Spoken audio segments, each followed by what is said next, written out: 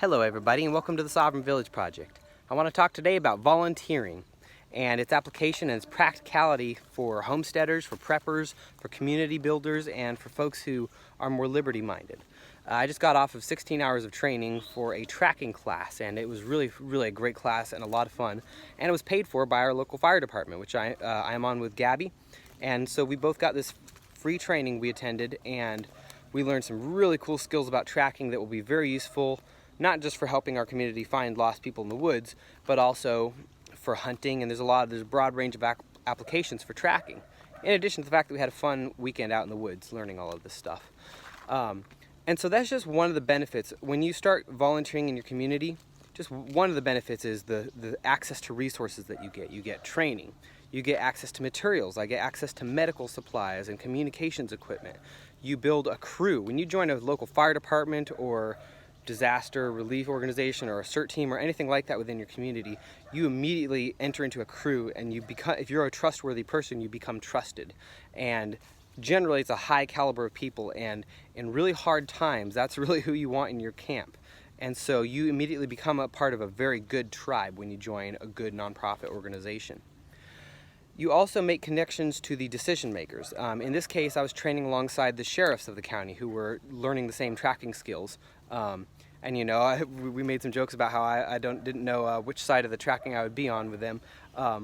But it was good to meet the sheriff and to meet the decision makers. It's good to meet the commissioners, and our nonprofit activities that Gabby and I engage in helps us gain access to these people and enter into a better relationship with them where they actually know us, they know that we are good people that volunteer for our community, and they are much more likely to listen when we approach them with concerns.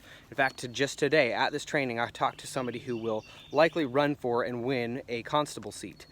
And so of course we talked about the Second Amendment and stuff, and so I was able to really learn who he was as a person and learn his positions. Of course, I'm not going to vote, I don't believe in government, but I can still support him and gain his ear. And so all of these are just intangible benefits that come from volunteering.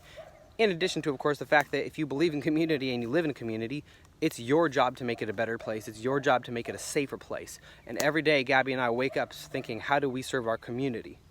Not just because we are these purely altruistic, great people or anything like that. It's just practical to us. That's where we live, and we want to improve it. We want to make it better. And also, there's kind of a point to be made. I'm an anarchist. I don't believe that government is good or ever can be good, and so I want to show alternatives. Our fire department is almost entirely privately funded. There's actually another one in the county that's run by a church, and they actually fund it by buying and selling used fire equipment. They fund the whole department that way, and they are a phenomenal volunteer fire department, very effective, very good team. And so if we are really willing to put our money or our time where our mouth is, then we need to do this. If we believe that government is not the proper answer for most or all roles, we need to show the alternative. People are never going to remove the yoke of tyranny unless we can show them that they don't need government to take care of them, that communities can take care of themselves. So we need to be playing that out in our lives, volunteering, getting involved in building the solutions, feeding our communities, protecting our communities, making them safe, connecting our communities. And so having this mindset will make your life better. It'll make your community better. You'll learn a lot of free stuff and great stuff, and you will meet the best people you've ever met because you'll be surrounded by other altruistic people who are really striving to make their world a better place and taking the initiative to do so. So everyone, happy volunteering. I'd love to hear your ideas about, or your experiences about how you volunteered in your community and how that's benefited you, how it's the experiences you've had, pros and cons, and what organizations. Here in our county, we work for we're on the volunteer fire department.